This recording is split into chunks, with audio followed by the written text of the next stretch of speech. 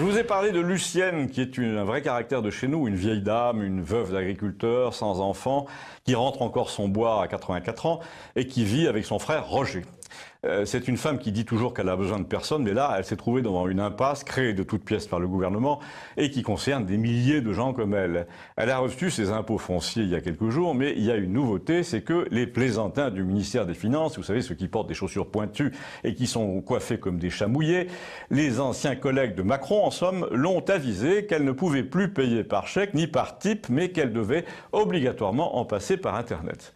Son frère Roger, qui est un peu plus jeune, a un ordinateur portable qu'un neveu lui a donné, mais il lui sert uniquement à regarder des DVD sur une clé USB, donc ni l'un ni l'autre n'ont Internet, ce qui reste un droit, je le précise, je le souligne même.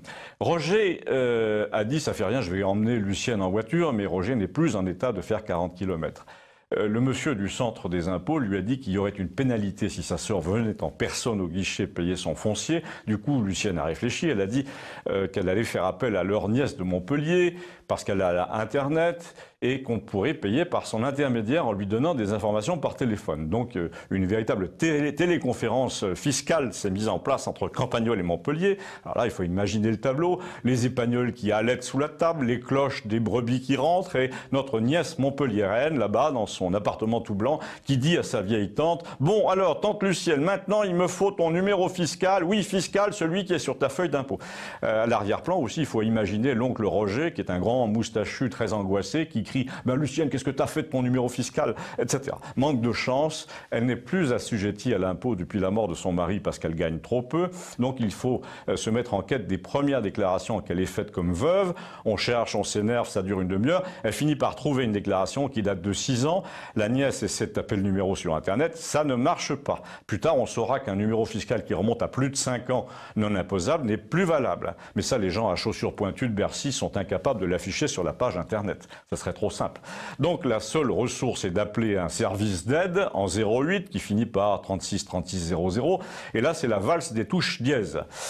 Pour une fois, le cas de la pauvre Lucienne semble prévu puisque le disque lui dit si vous n'avez pas accès à Internet, tapez 1. Alors elle tape 1, puis 2 pour indiquer qu'il s'agit de payer l'impôt à distance. Et là, on lui conseille quoi? De se connecter à son espace particulier sur le site impôt.gouv pour payer en ligne. Pour payer en ligne, si elle n'a pas Internet, je vous le rappelle. Cherchez l'erreur.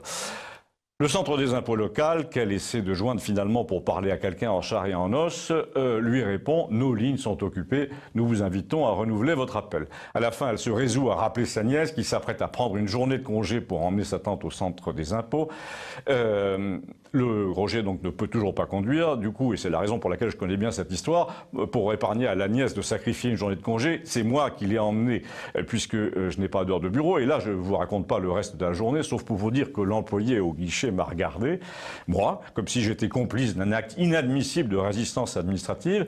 Eh bien, je le confirme. Je confirme qu'une moitié du pays a pris le maquis contre une équation impossible. C'est qu'il y a de plus en plus de gens vieux, ignorants, solitaires, qui ne peuvent pas se servir des instruments qu'on leur impose. Et le fait de dire « ils n'ont qu'à suivre » ne va certainement pas arranger les choses, ni les inciter à suivre davantage. Du coup, vous pouvez en croire l'expérience des gens comme moi qui ont la patience de faire les démarches pour autrui. Un nouveau métier est en train de naître, ou plutôt la résurgence d'un métier très ancien, celui d'écrivain public, voué à satisfaire le minotaure administratif, à remplir des papiers, à rappeler inlassablement qu'il y a 10 ans, on payait ses impôts avec un chèque, que le facteur ne changeait pas tous les 2 jours pour un remplaçant qui ne connaissait personne, qu'il y avait une trésorerie à Campagnol pour 400 habitants, un bureau de poste et qui, en général, tout ce monde-là répondait au téléphone. Eh bien, si vous aussi, vous vous souvenez de ce temps anté-macronien, écrivez-moi merci.